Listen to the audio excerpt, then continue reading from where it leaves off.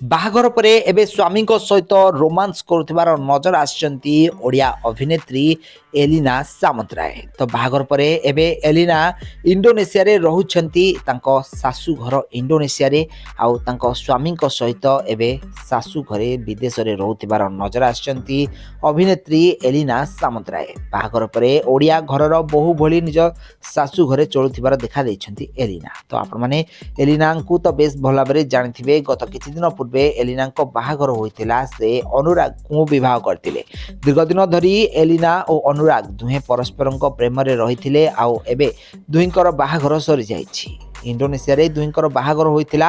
ଧୁମଧାମରେ ଏହି ବାହାଘରଟି ହୋଇଥିବାର ଦେଖାଦେଇଥିଲା। ଆଉ ଏହି ବାହାଘରରେ ପରିବାର ଲୋକମାନେ କେବଳ ସାମିଲ ରହିଥିଲେ, ଆଉ ସମସ୍ତେ ଓଡ଼ିଆ ରୀତିନୀତି ଅନୁଯାୟୀ ଏହି ବାହାଘରଟିକୁ କରେଇଥିଲେ।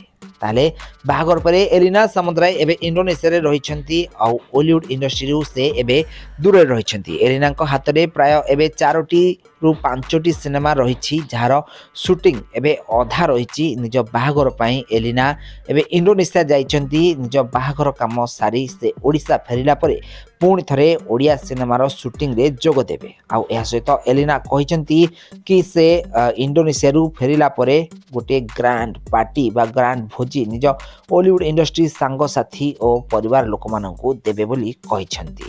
ତାହେଲେ ଆପଣମାନେ ଏଲିନାଙ୍କୁ ତ ବେଶ ଭଲ ଭାବରେ ଜାଣିଥିବେ। ଦୀର୍ଘ ଦିନ ଧରି ସେ ଓଲିଉଡ୍ ଇଣ୍ଡଷ୍ଟ୍ରିରେ ଅଭିନୟ କରି ଆସୁଛନ୍ତି। 2015 ମସିହାରେ ସେ ପ୍ରଥମ ଥର ପାଇଁ ଓଲିଉଡ୍ ଇଣ୍ଡଷ୍ଟ୍ରିରେ ନିଜର ଅଭିନୟ କ୍ୟାରିୟର ଆରମ୍ଭ କରିଥିଲେ। ଓଡ଼ିଆ ସିନେମା ଇସ୍କ ତୁ ହି ତୁ ସିନେମାରୁ ନିଜର କ୍ୟାରିୟର ସେ ଆରମ୍ଭ କରିଥିଲେ, ଆଉ ଏହା ପରଠାରୁ ସେ କେବେ ହେଲେ ପଛକୁ ଫେରି ଚାହିଁନାହାନ୍ତି।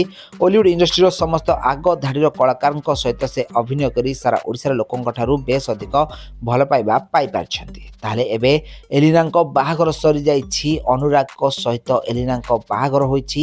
ତ ବାହାଘର ପରେ ଏବେ ଇଣ୍ଡୋନେସିଆରେ ବିଦେଶରେ ସ୍ୱାମୀଙ୍କ ସହିତ ରୋମାନ୍ସ କରୁଥିବାର ନଜର ଆସିଛନ୍ତି ଅଭିନେତ୍ରୀ ଏଲିନା ସାମନ୍ତରାୟ। ତ ଫ୍ରେଣ୍ଡସ୍, ଆପଣମାନଙ୍କୁ ଏଲିନା କେମିତି ଲାଗୁଛନ୍ତି, ତାଙ୍କ ଅଭିନୟ ଆପଣମାନଙ୍କୁ କେମିତି ଲାଗୁଛି, ଆମକୁ କମେଣ୍ଟ ମାଧ୍ୟମରେ ନିଶ୍ଚିତ ଭାବରେ କମେଣ୍ଟ କରନ୍ତୁ। ଆଉ ଏଭଳି ଓଲିଉଡ୍ ସମ୍ବନ୍ଧିତ ଟିକିନିକି ଖବର ବିଷୟରେ ଅଧିକ ଜାଣିବାକୁ ଚ୍ୟାନେଲଟିକୁ ଜଲ୍ଦି ସବସ୍କ୍ରାଇବ୍ କରି ପାଖରେ ଆସୁଥିବା ବେଲ୍ ଆଇକନ୍କୁ ଦବାଇ ଦିଅନ୍ତୁ।